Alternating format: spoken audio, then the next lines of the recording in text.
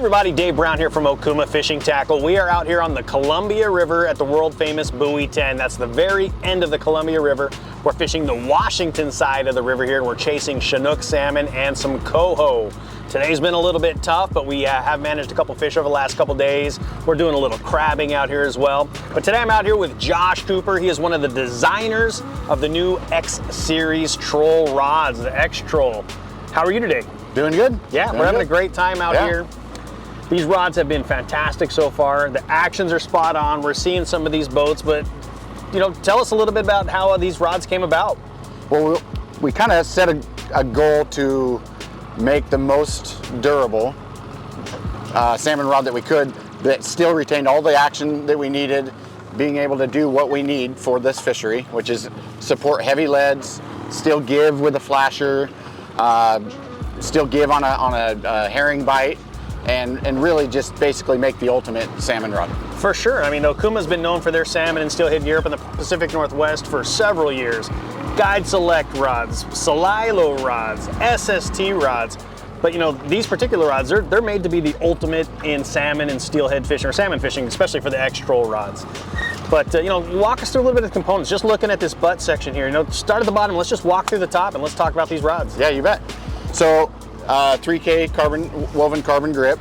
Basically, it's become kind of the industry has really gone to this. A lot of the industry has, but we do it in a little bit of a different way. We leave the resin on the outside so that you can feel that adds some grip, but it still cleans off. So some other type of handle configurations will be porous, and when that happens, when you get scents on there, it actually goes into it. Whereas these are all coated in a way that they clean up nice at the end of the day. From there, so it gives it like a real tacky feel. It's great on the grip, but then also like when you're in the rod holders, because we're out here trolling, I mean, it makes it easy to get in and out of the rod holders, right? Exactly. Awesome. And they wear like iron. Yeah. So you never have any issues. They never do wear out. Exactly. And then it's got a real cool, unique reel seat there. What do you got going on? We chose to use the Alien Sea Guide reel seat. So this is a double locking reel seat. It's always been an issue of reels loosening up as you fight fish, and this basically takes care of that. It's also really a comfortable reel seat. It's my favorite. Like under those double locking, so under trolling conditions, especially the rod that's gonna be right next to the kicker motor, you got that constant vibration. We find that they'll actually will back out a little bit. And then when you're fighting, you got a person that's torquing and cranking back and forth, but that just really locks in and keeps it solid. Yep, it's a jam nut basically. Very nice. Exactly. And then from there, we did a nice tapered foregrip. You can see that when these go in the rod holder, they're actually resting on the grip rather than on the blank, which a lot of rods nowadays have about a 5-inch or a 4.5 inch grip. So a lot of them will rest on the blank when they're in the rod holder, and that's just not ideal. There's nothing wrong with it. Yep. It's just not ideal. And so we built a nice tapered foregrip. Looks nice. Little machine parts. It costs a little bit extra money to build them that way, but if you're going to build them, you build them right. Sure. One of the things I love is our hook keeper. Yeah, those are nice. It's a giant hook keeper. No one's doing this. I don't know why we haven't done it earlier, but it's a heavy gauge wire, and basically the stainless, so it's not going to rust or anything like that. But it also has a big gap, so you can you can get it in there pretty easy and get it out pretty easy with these bigger hooks that we have to use sometimes. Yeah, exactly. Because you guys are using heavy single hooks, or using a big treble hook on a spinner. Yep. Could be a wobbler, but yeah, anything's going to fit right in there. You're not going to have an issue getting them out if you have to drop down real fast or even put it away. Exactly. Great. Exactly. And then from there, we move on to our blank.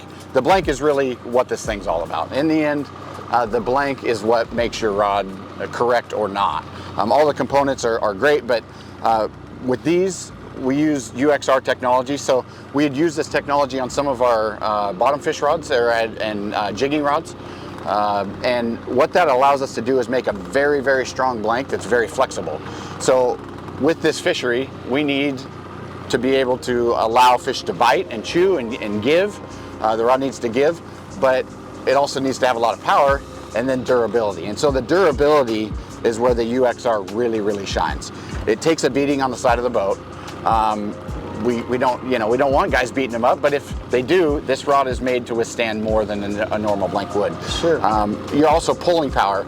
It increases your pulling power and being able to really load that rod up hard when you need to. Yesterday we had a situation with a seal, and we needed the guy to put it in the boat, and he basically put that fish on planes. Sure, yeah, so a lot of people might not know, but up here in the Columbia River, you actually have to fish a barbless hook or a pinch down barb, right? Yep. So you want to be able to keep that bend in that rod to keep pressure on that hook into that fish's mouth at all times. You don't want it to get loose, you don't want it to slack off.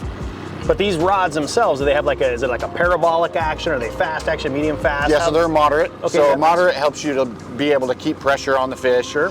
When they're head shaking and they're doing everything that they do. And those barbless hooks just fall out if you don't have tension on them. So awesome. They act as a big rubber band, basically. Yeah, very cool.